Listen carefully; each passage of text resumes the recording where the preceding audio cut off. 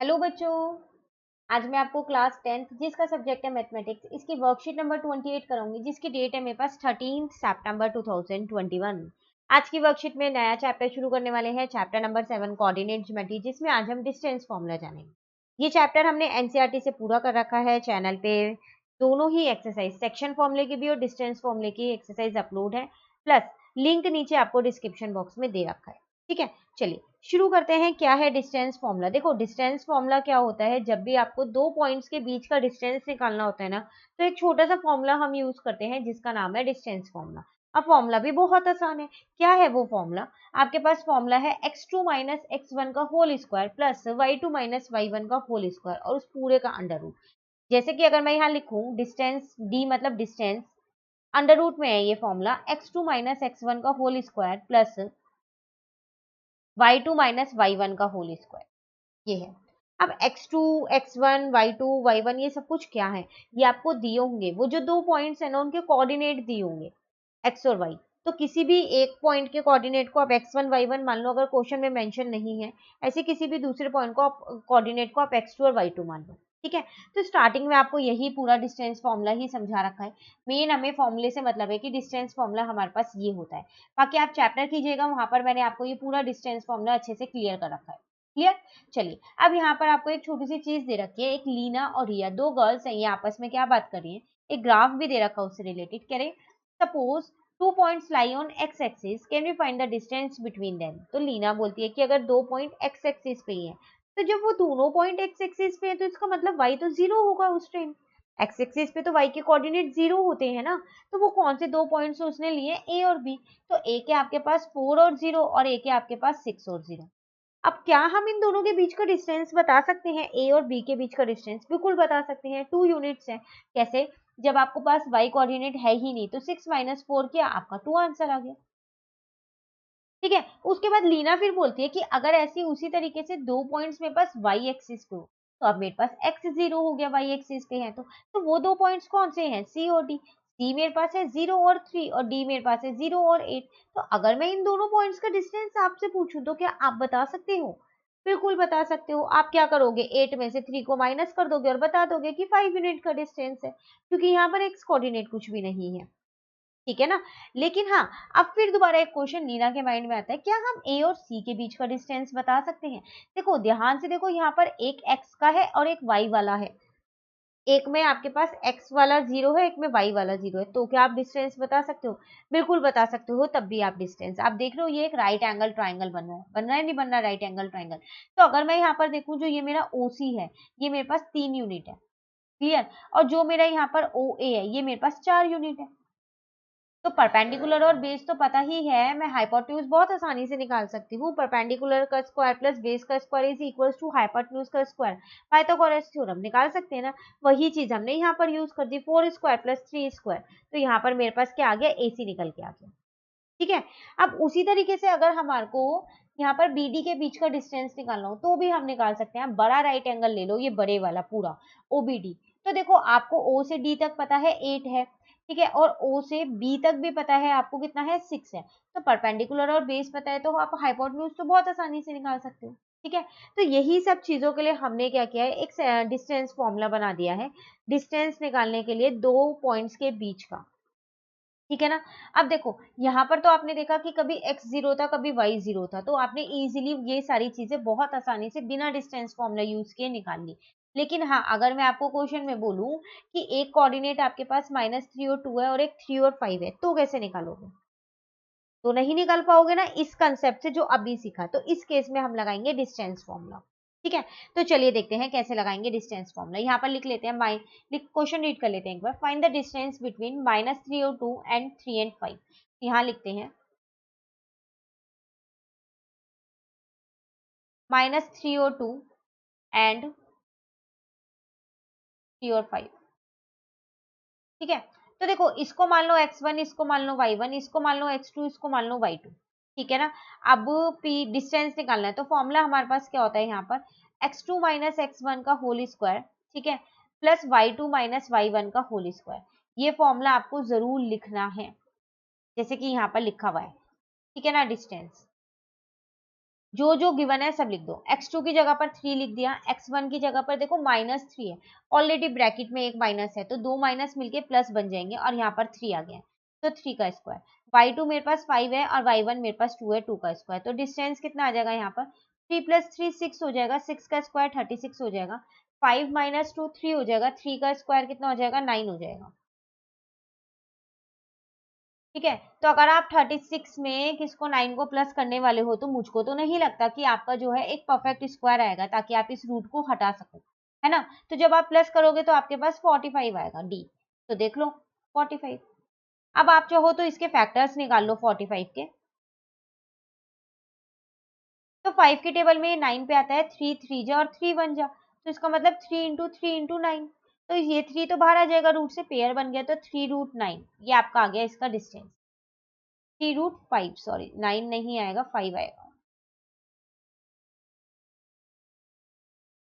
Clear, लगाना आगे distance formula कैसे अप्लाई करते हैं क्वेश्चन में, अभी बाकी और क्वेश्चंस भी करेंगे तो और अच्छे से आ जाएगा। देखिए, ट्राई योरसेल्फ दे रखा है आपको, स्ट्रेट ट्रू और फॉल्स।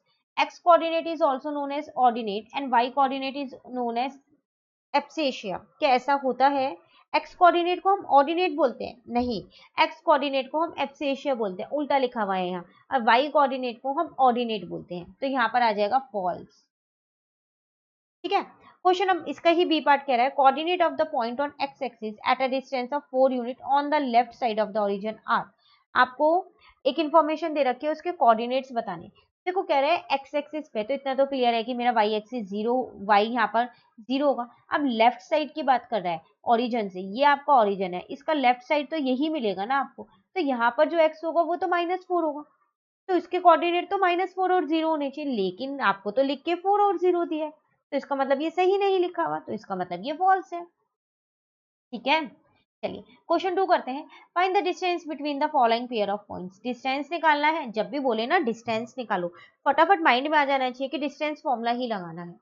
ठीक है, तो फर्स्ट आपसे कह रहा है 3, 2 और 6 और 6। चलिए यहाँ करते हैं, तो दे क्या रखा है आपको, यहाँ पर 3 और 2 दे रखा है एंड 6 और 6 दे रखा है, ये दो कोऑर्डिनेट्स आपको दे रखे हैं। क्वेश्चन नंबर 2 का ये आपके पास ए पार्ट है। ठीक है, एक बार क्रॉस चेक कर लेते हैं, 3 और 2 6 और 6। अब देखो, इसको आप x1 मान लो, इसको आप y1 मान लो, ठीक है, इसको आप x2 मान लो, इसको आप y2 मान लो। अब डिस्टेंस फॉर्मूला लिखते हैं पहले हम, तो वो होता है हमारे पास x2 - x1 का whole square plus y2 - y1 का होल स्क्वायर। ठीक है ना यहाँ तक। अब देखो, x2 की जगह 6 लिखा, x1 की जगह 3 लिखा होल स्क्वायर, y2 की जगह 6 लिखा, y1 की जगह 2 लिखा होल स्क्वायर। ठीक है, ये रूट लगा दिया, तो 6 में से 3 जाएगा तो 3 बचेगा। अब 3 का स्क्वायर करोगे तो 9 आएगा, 6 में से 2 जाएगा तो कितना बचेगा, 4 बचेगा। अब 4 का स्क्वायर करोगे तो 16 आ जाएगा। अब 9 + 16 तो 25 होता है, और 25 किसका स्क्वायर होता है, वो तो 5 का होता है, तो डी यहाँ पर कितना आ जाएगा, मेरे पास 5 आ जाएगा। क्लियर। सेकंड देखते हैं, 0 0 और 6 और 1 है।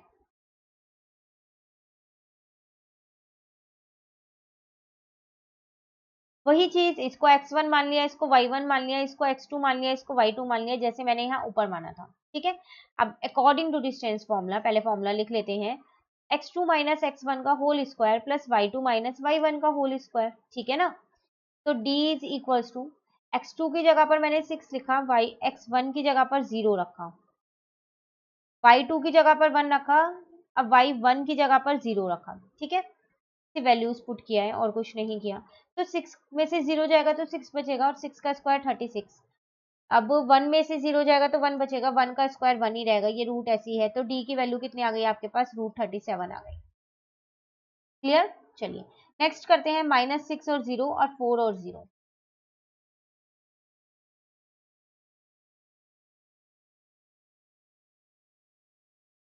4 और 0, तो ये x1 है, ये y1 है, ये x2 है, ये y2 है। ठीक है, तो डिस्टेंस फॉर्मूला है, तो पहले डिस्टेंस फॉर्मूला लिख लेते हैं, x2 - x1 का whole square plus y2 - y1 का होल स्क्वायर। ठीक है, चलिए वैल्यूज पुट करते हैं, x2 की जगह पे 4 रखा, x1 की जगह पर -6 है, ऑलरेडी ब्रैकेट में एक माइनस है, तो दो माइनस मिलके प्लस हो चुके हैं। y2 की जगह पर 0 रखा, और y1 कितना है, वो तो 0 ही है, दोनों ही 0 है, तो 6 + 4 कितना हो जाएगा, 10 हो जाएगा, और 10 का स्क्वायर कितना हो जाएगा, 100 हो जाएगा। आप चाहो तो इसको डायरेक्ट ऐसे भी लिख सकते हो, लिख सकते हो। अब स्क्वायर से रूट कट जाएगा, तो डी आपके पास कितना आ जाएगा, 10 आ जाएगा। क्लियर, क्योंकि जीरो में से जीरो माइनस करोगे जीरो ही आएगा, और जीरो का स्क्वायर जीरो ही आएगा, लिखो या ना लिखो एक ही बात है। ठीक है, कंप्लीट क्वेश्चन 2। चलिए क्वेश्चन 3 पे आ जाते हैं। कह रहे find the value of y for which the distance between the points p and q is 10। यहाँ पर आपको एक कोऑर्डिनेट जो है ना, उसमें एब्सेशियर ऑर्डिनेट जो होता है उसमें एक नहीं दे रखा है, y ऑर्डिनेट नहीं दे रखा, लेकिन हाँ दो पॉइंट्स के बीच का डिस्टेंस जरूर दे रखा है। तो कोई बात नहीं, हमें जब भी वर्ड है ना डिस्टेंस है इनके बीच का या डिस्टेंस निकालो, हमेशा माइंड में एक चीज आनी चाहिए, डिस्टेंस फॉर्मूला लगाना है। ठीक है, तो देखो p और q है, पहले यहाँ लिख लेते हैं क्या क्या दिया है।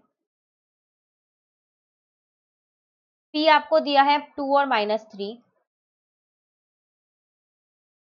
और q दिया है 10 और y। ठीक है, पी क्यू के बीच का डिस्टेंस आपको दे रखा है, तो मतलब पी क्यू दे रखा है पूरा, वो कितना दे रखा है 10 यूनिट्स दे रखा है। तो डिस्टेंस फॉर्मूला अगर हम यहाँ पर लगाएं तो वो होता है मेरे पास x2 माइनस x1 का whole square plus y2 minus y1 का होल स्क्वायर। ठीक है, अब इसे x1 मान लो, इसको y1 मान लो, इसको x2 मान लो, इसको y2 मान लो। अब पी क्यू आपको पहले से ही 10 दे रखा है, रूट ऐसी है, x2 की जगह पर 10 लिखा, x1 की जगह पर 2 लिखा, ये होल स्क्वायर ऐसी है, y2 की जगह पर y ही है क्योंकि ये मुझको फाइंड करना है, y1 की जगह पर -3 है, ब्रैकेट में ऑलरेडी एक माइनस है, दो माइनस मिलके प्लस बन जाएंगे। ठीक है यहाँ तक। अब रूट हटाने का एक ही तरीका है, स्क्वायरिंग बोथ साइड। तो मैंने क्या किया, यहाँ पर दोनों साइड पे ही स्क्वायर कर दिया है। तो 10 का स्क्वायर करेंगे तो 100 हो जाएगा, और जब रूट पे स्क्वायर लगाएंगे तो रूट हट जाएगा। ठीक है, तो आपके पास बचेगा 10 माइनस 2 का whole square plus y plus 3 का होल स्क्वायर। ठीक है, तो देखो 10 माइनस 2 आ जाएगा 8, 8 का स्क्वायर हो जाएगा 64, 8 8 जा 64। अब y प्लस 3 का होल स्क्वायर है, तो इसमें आपके पास एक आइडेंटिटी लग जाएगी, वो कौन सी लग जाएगी, a प्लस बी के होल स्क्वायर की, जो होती है A square plus B square plus का 2ab। ठीक है ना, तो चलिए ए स्क्वायर मतलब y का स्क्वायर, ठीक है, बी स्क्वायर का मतलब हो जाएगा 3 का स्क्वायर, तो 3 3 जा 9 हो जाएगा, और 2ab, 2 ए की जगह y लिखते हैं, बी की जगह पर 3 लिखते हैं। ठीक है, तो 100 माइनस का 64 माइनस का 9, और यहाँ पर बचा वाई स्क्वायर प्लस 3 2 जा 6y। तो अब हम क्या करते हैं, 100 में से 64 को और 9 को दोनों को ही माइनस कर लेते हैं, तो कितना आ जाएगा यहाँ पर 27 आ जाएगा, equal to y square plus 6y।